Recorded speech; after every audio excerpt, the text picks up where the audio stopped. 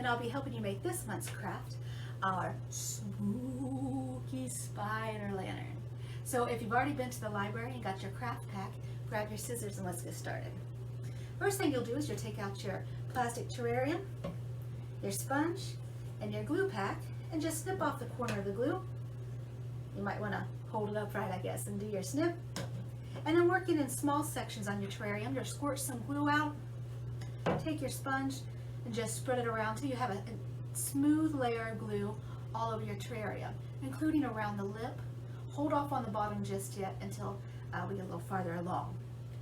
Once it's covered with glue, take your spider web material, which has been cut with great precision, and then we're going to drape it over the top of your terrarium.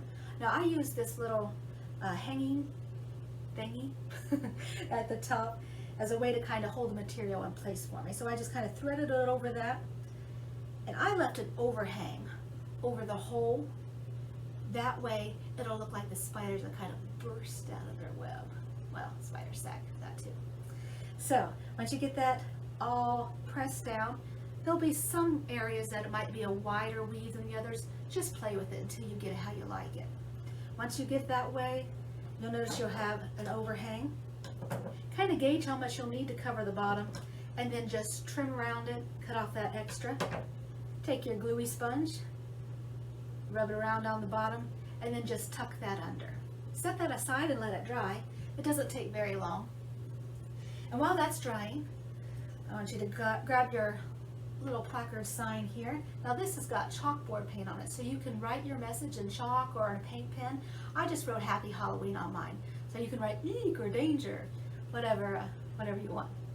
So take this piece of twine, just thread your twine through, it's hard to say, thread your twine through, and knot it at the top. And then once again through our little plastic hanger, you just thread that through and knot it again.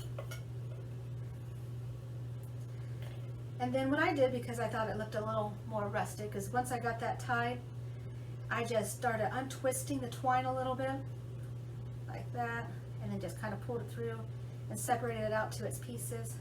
That way it looked a little kind of worn and rustic. Whatever makes you happy, just go for it. So once you've got your sign attached, kind of make it so it's in the middle above the little doorway there. I guess you can see it better here.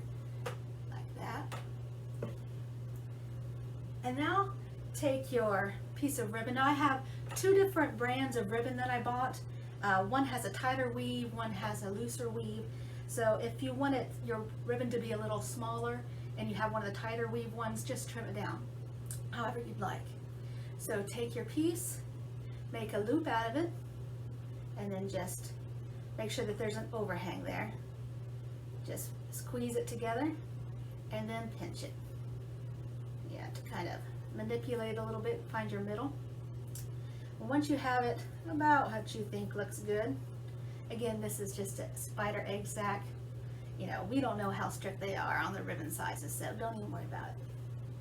Take your pipe cleaner, give it a twist around there. I went twice. I went twice around a ribbon. Now, I left a little overhang on this one. As you can see, you can pull it through about that much, because that's what we're going to use to attach to the top of our egg sack. So once you've kind of manipulated your ribbon so you got it how you like it, what I did on here is I just moved the sign down a little bit lower on the little plastic hook, thread your ribbon through, and then just take your pipe cleaner and pull it up and around and tuck it in and kind of smooth it out. And then I put the sign so it was kind of more in front, or I'm sorry, the ribbon so it was more behind the sign and the sign was more in front. And you can see here how it's that way.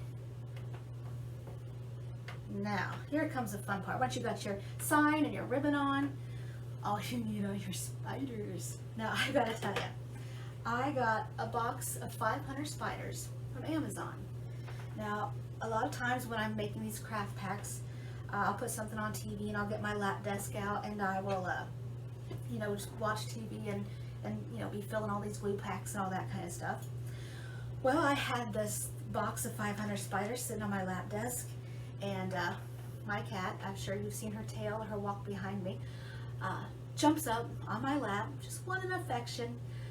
Needless to say, the spiders went everywhere, and I thought that I scooped them all up and got them all, no worries. But I tell you, I have been finding these spiders everywhere. My cats love them. So if you decorate your egg and you have a spider left over, give it to your cat. It's hilarious, except for at night and she brings it to you in bed. Yeah, you take your chances. So what you're going to do with your little baby spiders, take some of that glue that's left, just dip your legs in it and then stick them wherever you want them, all around it. Now, in order to help get them to stick, I just kind of threaded them underneath the spider web fabric. It holds them on until the legs dry. And as you see on this one, I put some behind and some crawling around the side. I did make sure to put one in the middle of the ribbon. It kind of helps hide the pipe cleaner a little bit and gives it a focal point and breaks up the orange a little. So get all your baby spiders glued on there.